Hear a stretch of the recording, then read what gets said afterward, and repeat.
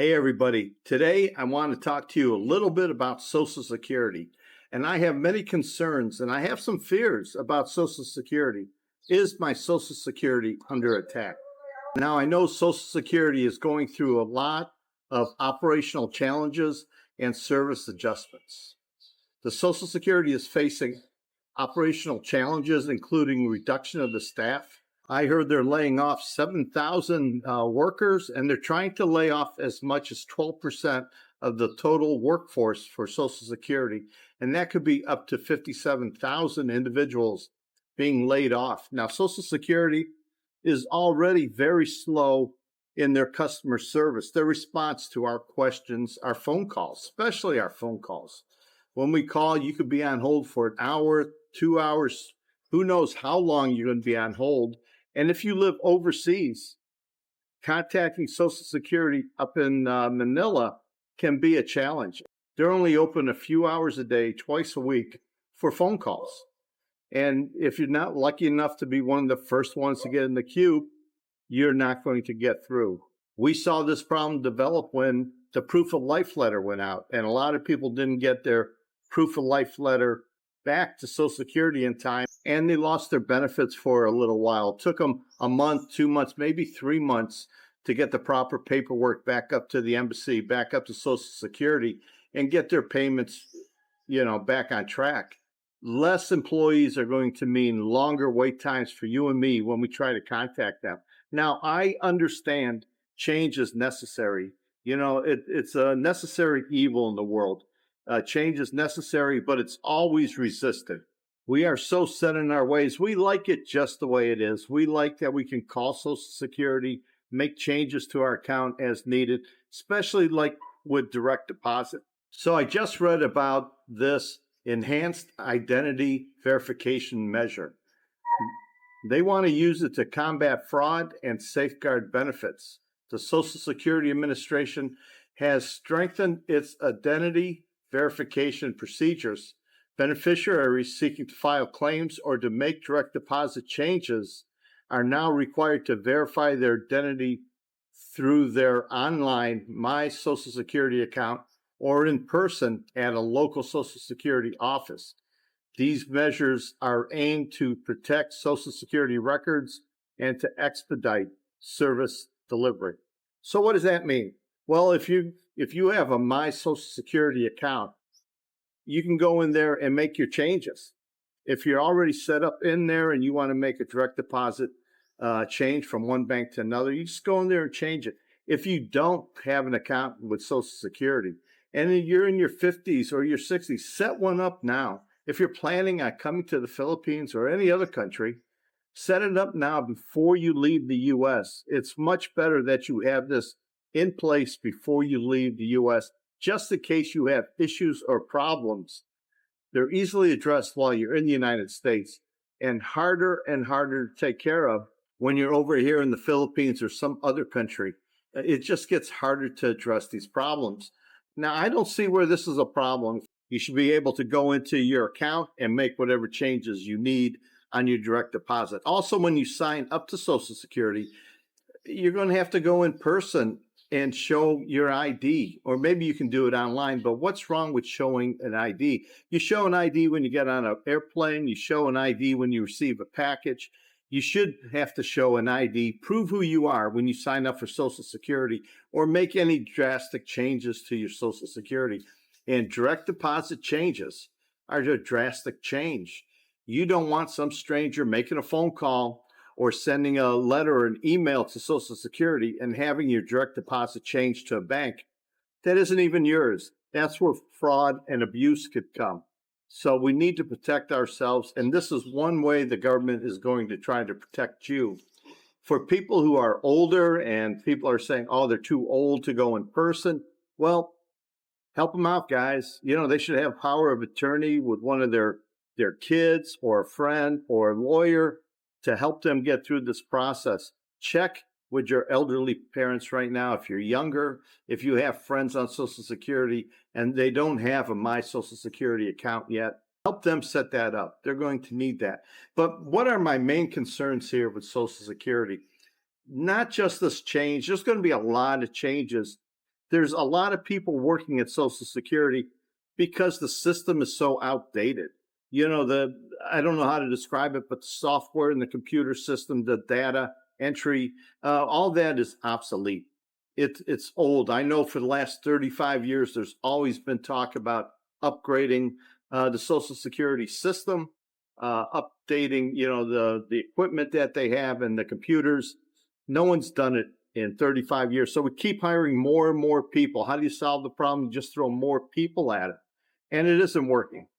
The silver lining to this problem is let's hope the government reaches in there and fixes the software problems, the issues with the equipment that they have, make everything more modern. Then we wouldn't have people who are 350 years old on Social Security still in the system. That's before the United States was even a country, or so many people that are 150 years old still in the system. No, they're not receiving checks, but they are still in the system because there hasn't been, a death certificate or proof that they've died. So their Social Security number is still active, and that's why it's in there. My main concern is with disruption to the service.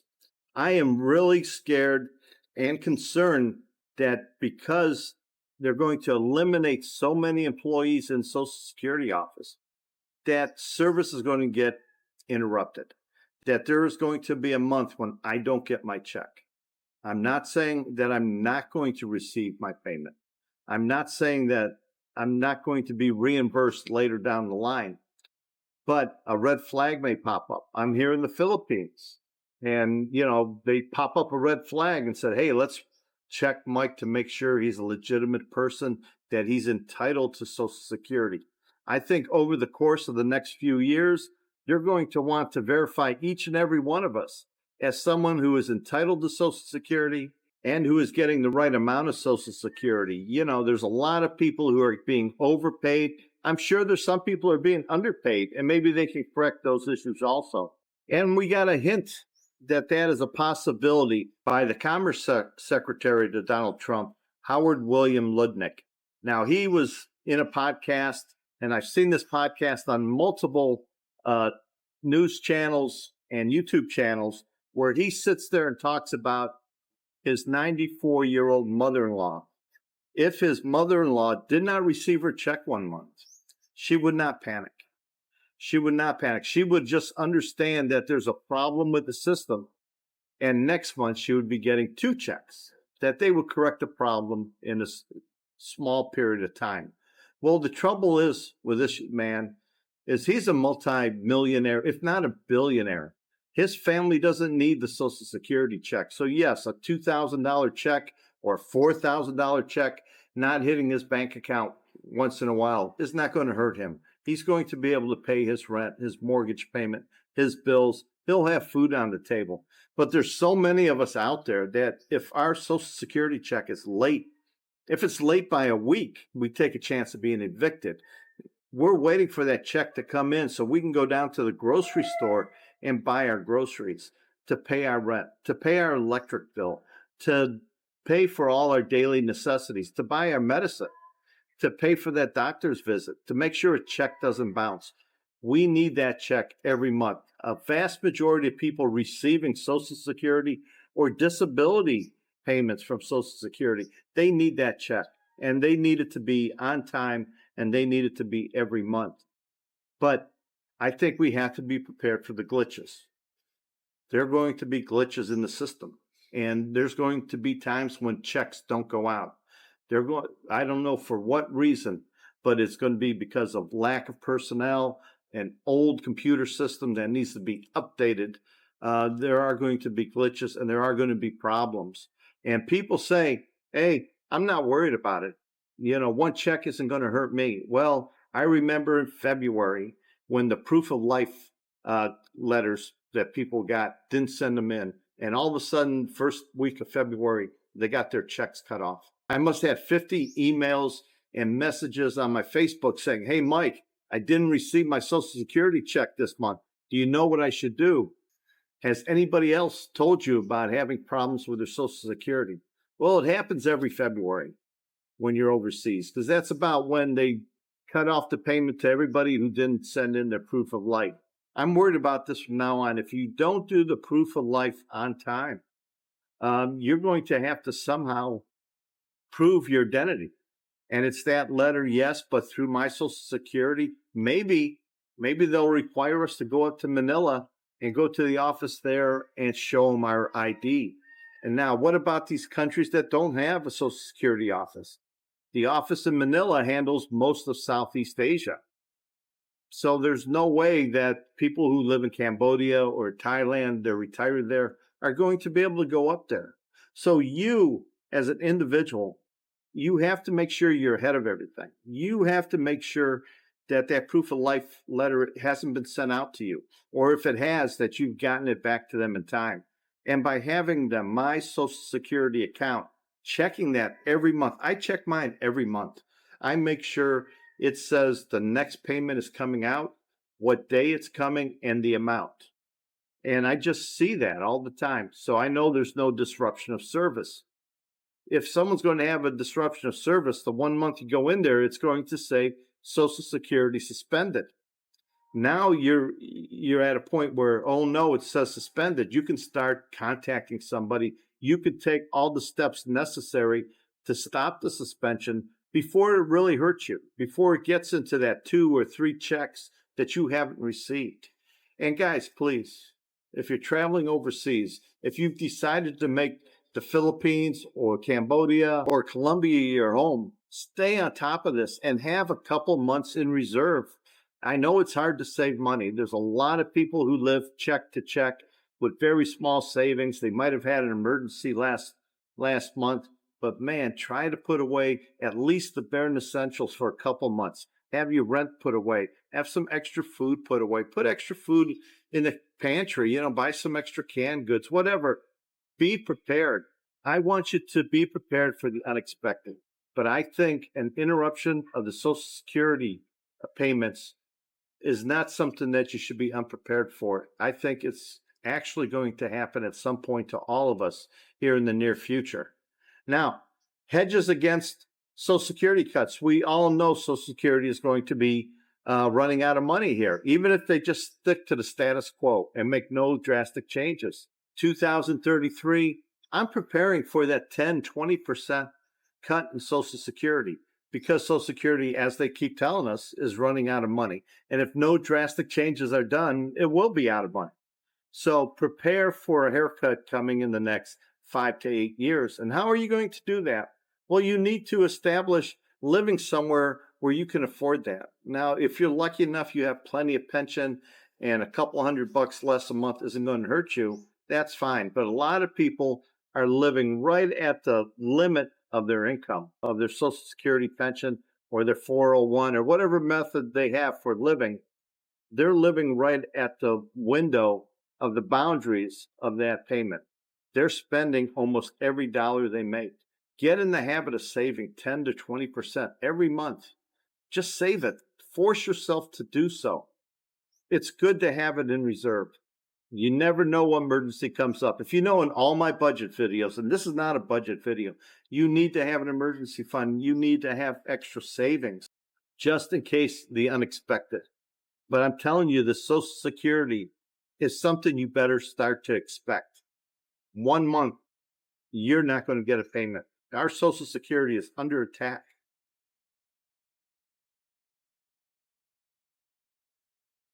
There are people out there who believe the fraud and the waste is so big that they almost have to shut it down and privatize it and start over again. I don't know how they can do this. And I'll get back to this Ludnick guy when he said his mother-in-law wouldn't miss a check or two. Like I said, he's a billionaire. Of course she won't miss nothing. But what he did say is everybody who will complain that their check is late or they didn't receive their check is a fraudster, because only people who are committing fraud will complain. Well, I disagree with that. Everybody is going to complain about their check being gone if they're fraudulent about this or not.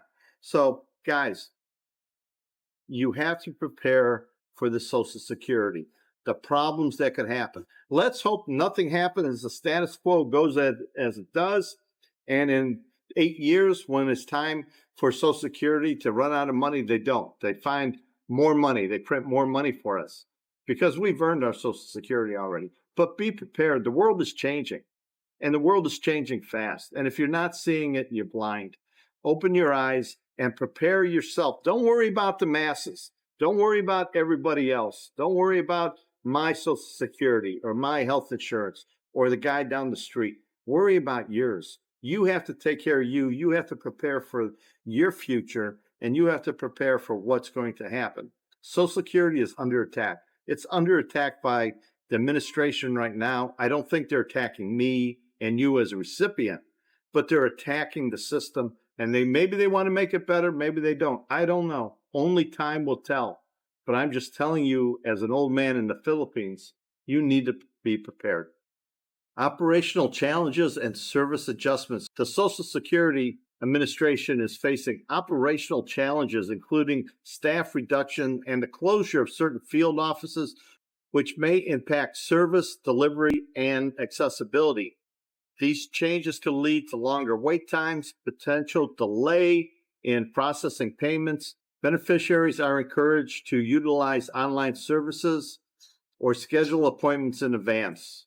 The Social Security, they're cutting labor, they're cutting the help. They laid off 7,000 people. They want to lay off a total of 57,000 people. And hopefully it's because they want to improve the equipment and upgrade the computer system. Beneficiaries, that's me and you, should stay informed about these changes, considering how they may affect their benefits and interactions with the Social Security Administration. Utilizing online resources and maintaining update personal information with the Social Security Administration can help ensure timely and accurate benefits delivery. So that means you need to open up that My Social Security account.